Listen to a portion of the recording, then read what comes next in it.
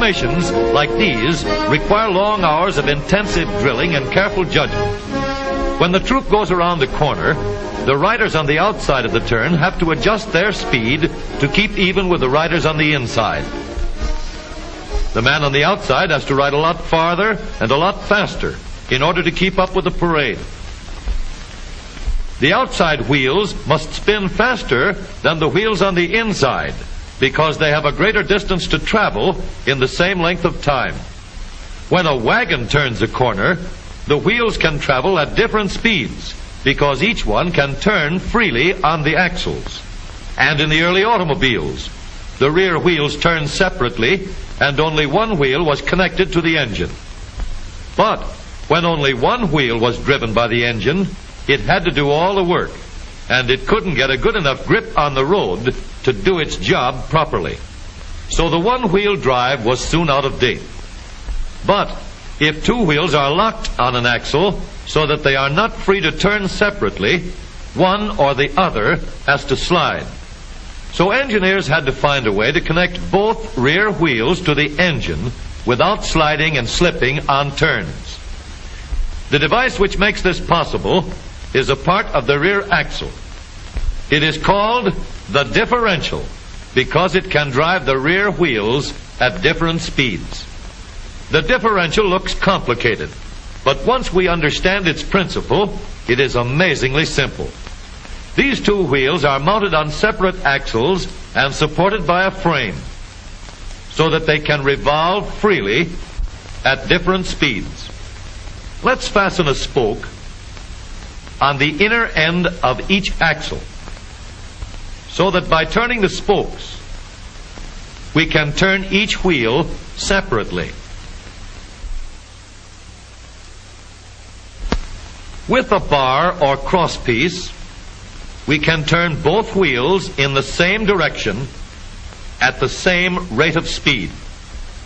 Let's get something to hold this bar in place so that it will press against the spokes.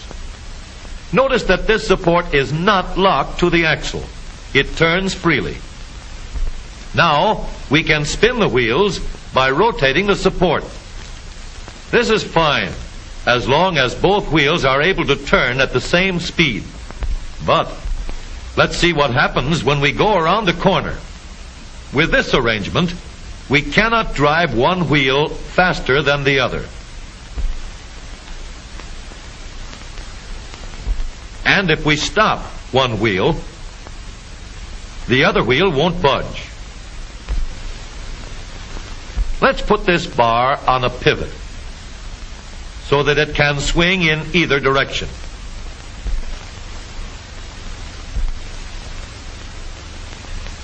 Now, the bar can still turn both wheels at the same speed. And because it pivots, it lets one wheel turn even when the other is stopped. But if turned too far, the bar will swing around until it won't drive the spokes that turn either wheel. We need another crossbar and more spokes to carry on the job. When we stop one wheel, the crossbars will continue to push the spokes of the free wheel around. As long as both wheels are free to turn, the bars do not swing on their pivot, and the wheels move at the same speed. Now we have the working principles of a differential. To adapt the model for use in an automobile, we will have to make a few changes. In order to reduce the jerky action caused by wide spaces between the spokes, we will put in more spokes. Further filling in the spaces between the spokes gives steadier, more continuous action, and changing the shape gives firm, constant contact. Now we can make the gears thicker and stronger, and we have differential gears. The edges are cut so that they will fit together more smoothly and silently. And another gear is added to share the work of driving the axles. The principle is the same. In order to turn the support and drive the wheels, we can fasten a large gear here, connected by a smaller gear to a source of power.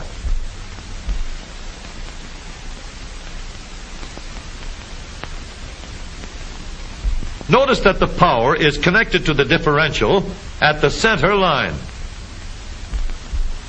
We can make our model more compact by moving the gears closer together. When we put our differential in an automobile, we have to leave room for the drive shaft, which carries the power from the engine. We may build the floor of the car above the drive shaft. But if we do, we won't have much room inside unless we make the top of the car high too. Of course, we could lower the floor and ceiling, but the drive shaft would be higher than the floor. This would have disadvantages.